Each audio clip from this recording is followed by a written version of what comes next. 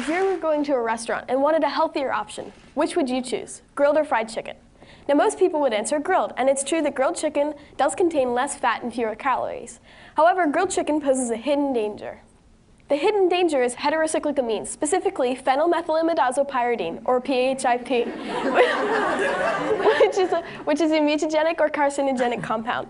A carcinogen is any substance or agent that causes abnormal growth of cells, which can also cause them to metastasize or spread. They are also organic compounds in which one or more of the hydrogens in ammonia is replaced with a more complex group. Studies show that antioxidants are known to decrease these heterocyclic amines. However, no studies exist yet that show how or why. These here are 5 different organizations that classify carcinogens. And as you can see, none of the organizations consider the compounds to be safe, which justifies the need to decrease them in our diet. Now, you might wonder how a 13-year-old girl could come up with this idea, and I was led to it through a series of events. I first learned about it through a lawsuit I read about in my doctor's office, which was between the Physicians Committee for Responsible Medicine and 7 different fast food restaurants. They weren't sued because there was carcinogens in the chicken, but they were sued because of California's Proposition 65, which stated that if there's anything dangerous in the products, then the companies had to give a clear warning. So I was very surprised about this, and I was wondering why nobody knew more about this dangerous grilled chicken, which doesn't seem very harmful. But then one night, my mom was cooking grilled chicken for dinner, and I noticed that the edges of the chicken, which had been marinated in lemon juice, turned white. And later in biology class, I learned that it's due to a process called denaturing, which is where the proteins will change shape and lose their ability to chemically function. So I combined these 2 ideas, and I formulated a hypothesis, saying that could possibly the carcinogens be decreased due to a marinade, and could it be due to the differences in pH? So my idea was born, and I had the project set up in a hypothesis. So what was my next step? Well, obviously I had to find a lab to work at because I didn't have the equipment in my school. So I thought this would be easy, but I emailed about 200 different people within a 5-hour radius of where I lived, and I got 1 positive response that said they could work with me. Most of the others either never responded back, said they didn't have the time, or didn't have the equipment and couldn't help me. So it was a big commitment to have to drive to the lab to work at it multiple times. However, it was a great opportunity to work in a real lab, so I could finally start my project. The first stage was completed at home, which consisted of marinating the chicken, grilling the chicken, massing it, and preparing it to be transported to the lab. The second stage was completed at Penn State University main campus lab, which is where I extracted the chemicals, changed the pH so I could run it through the equipment, and separated the compounds I needed from the rest of the chicken. The final stage is when I ran the samples through a high-pressure liquid chromatography mass spectrometer, which separated the compounds and analyzed the chemicals and told me exactly how much carcinogens I had in my chicken. So when I went through the data, I had very surprising results because I found that 4 out of the 5 marinade ingredients actually inhibited the carcinogen formation. When compared to the unmarinated chicken, which is what I used as my control, I found that lemon juice worked by far the best, which decreased the carcinogens by about 98%. The saltwater marinade and the brown sugar marinade also worked very well, decreasing the carcinogens by about 60%. Olive oil slightly decreased the PHIP formation, but it was nearly negligible. And the soy sauce results were inconclusive because of the large data range, but it seems like soy sauce actually increased the potential carcinogens. Another important factor that I didn't take into account initially was the time cooked. And I found that if you increase the time cooked, the amount of carcinogens rapidly increases. So the best way to marinate chicken, based on this, is to not undercook, but definitely don't overcook and char the chicken, and marinate in either lemon juice, brown sugar, or salt water.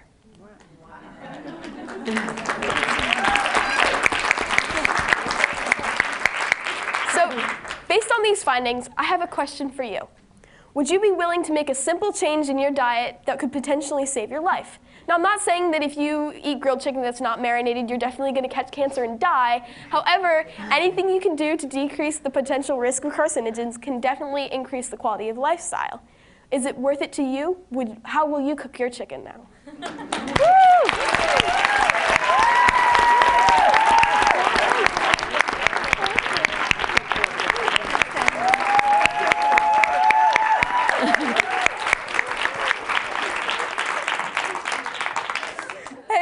I'm Sri Bose. I was the 17-18-year-old H category winner and then the grand prize winner. And I want all of you to imagine a little girl holding a dead blue spinach plant.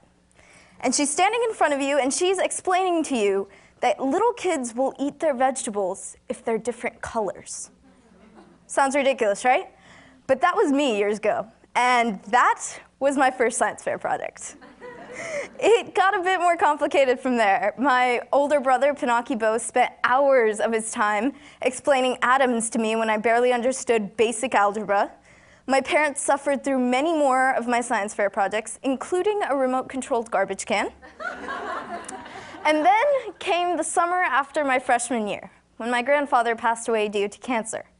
And I remember watching my family go through that and thinking that I never wanted another family to feel that kind of loss.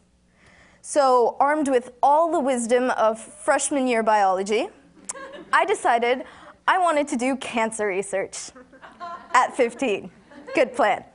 So I started emailing all of these professors in my area, asking to work under their supervision in a lab, got rejected by all except one, and then went in my next summer to work under Dr. Basu at the UNT Health Science Center in Fort Worth, Texas. And that is where the research began. So ovarian cancer is one of those cancers that most people don't know about, or at least don't pay that much attention to. But yet, it's the 5th leading cause of cancer deaths among women in the United States. In fact, 1 in 70 women will be diagnosed with ovarian cancer. 1 in 100 will die from it.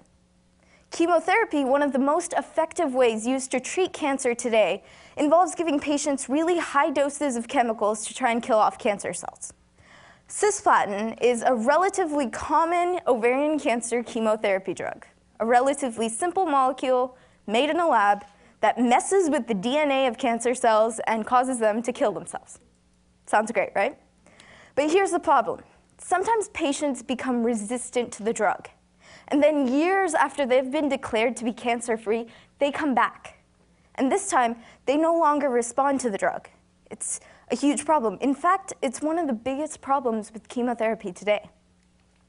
So we wanted to figure out how these ovarian cancer cells are becoming resistant to this drug called cisplatin. And we wanted to figure this out because if we can figure that out, then we might be able to prevent that resistance from ever happening. So that's what we set out to do. And we thought it had something to do with this protein called AMP kinase, an energy protein. So we ran all of these tests blocking the protein, and we saw this huge shift. I mean, on this slide, you can see that on our sensitive side, these cells that are responding to the drug, when we start blocking the protein, the number of dying cells, those colored dots, they're going down. But then on this side, with the same treatment, they're going up. Interesting. But those are dots on a screen for you. What exactly does that mean? Well, basically, that means that this protein is changing from the sensitive cells to the resistant cells. And in fact, it might be changing the cells themselves to make those cells resistant. And that's huge.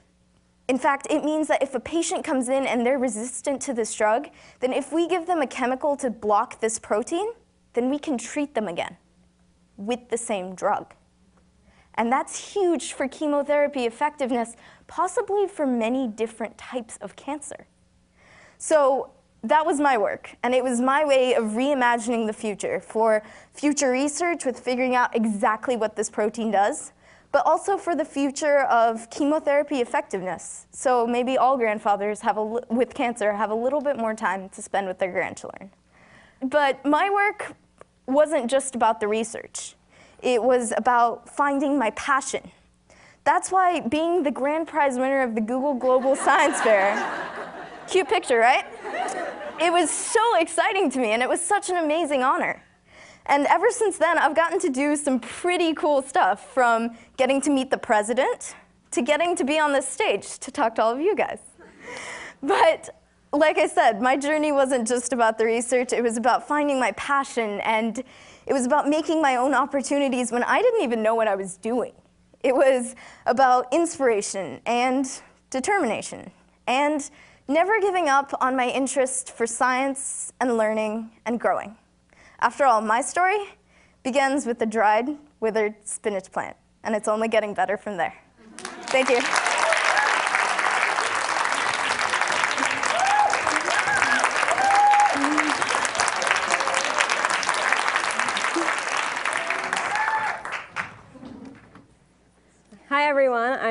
Emily Shaw, and today I'll be talking to you about my research involving indoor air quality and asthmatic patients. 1.6 million deaths worldwide. One death every 20 seconds. People spend over 90% of their lives indoors, and the economic burden of asthma exceeds that of HIV and tuberculosis combined. Now, these statistics had a huge impact on me. But what really sparked my interest in my research was watching both my dad and my brother suffer from chronic allergies year-round. It confused me. Why did these allergy symptoms persist well past the pollen season? With this question in mind, I started researching, and I soon found that indoor air pollutants were the culprit. As soon as I realized this, I investigated the underlying relationship between 4 prevalent air pollutants and their effect on the lung health of asthmatic patients. At first, I just wanted to figure out which of these 4 pollutants have the largest negative health impact on the lung health of asthmatic patients. But soon after, I developed a novel mathematical model that essentially quantifies the effect of these environmental pollutants on the lung health of asthmatic patients.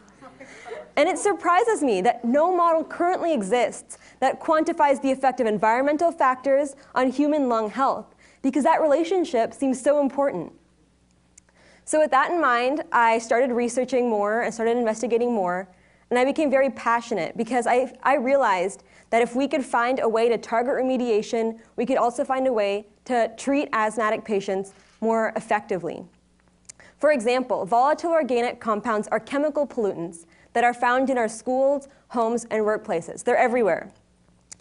These chemical pollutants are currently not a criteria air pollutant as defined by the US Clean Air Act, which is surprising to me, because these chemical pollutants, through my research, I showed that they had a very large negative impact on the lung health of asthmatic patients, and thus should be regulated. So today, I want to show you my interactive software model that I created. I'm going to show it to you on my laptop. And I have a volunteer subject in the audience today, Julie. And all of Julie's data has been pre-entered into my interactive software model. And this can be used by anyone. So I want you to imagine that you're in Julie's shoes or someone that's really close to you who suffers from asthma or another lung disorder. So Julie's going to her doctor's office to get treated for her asthma. And the doctor has her sit down and he takes her peak expiratory flow rate, which is essentially her exhalation rate, or the amount of air that she can breathe out in one breath. So that peak expiratory flow rate, I've entered it up into the interactive software model. I've also entered in her age, her gender, and her height. I've assumed that she lives in an average household with average air pollutant levels. So any user can come in here and click on lung function report, and it'll take them to this report that I created. And this report really drives home the crux of my research. So what it shows, if you want to focus on that top graph in the right-hand corner, it shows Julie's actual peak expiratory flow rate in the yellow bar. This is the measurement that she took in her doctor's office. In the blue bar at the bottom of the graph, it shows what her peak expiratory flow rate, what her exhalation rate or lung health should be based on her age, gender, and height. So the doctor sees this difference between the yellow bar and the blue bar, and he says, wow, we need to give her steroids, medication, and inhalers. But I want everyone here to reimagine a world where instead of prescribing steroids, inhalers, and medication, the doctor turns to Julie and says, why don't you go home and clean out your air filters, clean out the air ducts in your home, in your workplace, in your school. Stop the use of incense and candles. And if you're remodeling your house, take out all the carpeting and put in hardwood flooring. Because these solutions are natural, these solutions are sustainable, and these solutions are long-term investments. Long-term investments that we're making for our generation and for future generations. Because these environmental solutions that Julie can make in her home, her workplace, and her school are impacting everyone that lives around her. So I'm very passionate about this research, and I really want to continue it and expand it to more disorders besides asthma, more respiratory disorders, as well as more pollutants. But before I end my talk today, I want to leave you with one saying. And that saying is that genetics loads the gun, but the environment pulls the trigger. And that made a huge impact on me when I was doing this research. Because what I feel is a lot of us think that the environment is at a macro level, that we can't do anything to change our air quality or to change the climate or anything. But if each one of us takes initiative in our own home, in our own school, and in our own workplace, we can make a huge difference in air quality. Because remember, we spend 90% of our lives indoors. And air quality and air pollutants have a huge impact on the lung health of asthmatic patients, anyone with a respiratory disorder, and really all of us in general. So I want you to reimagine a world with better air quality of life, and better quality of living for everyone, including our future generations. Thank you.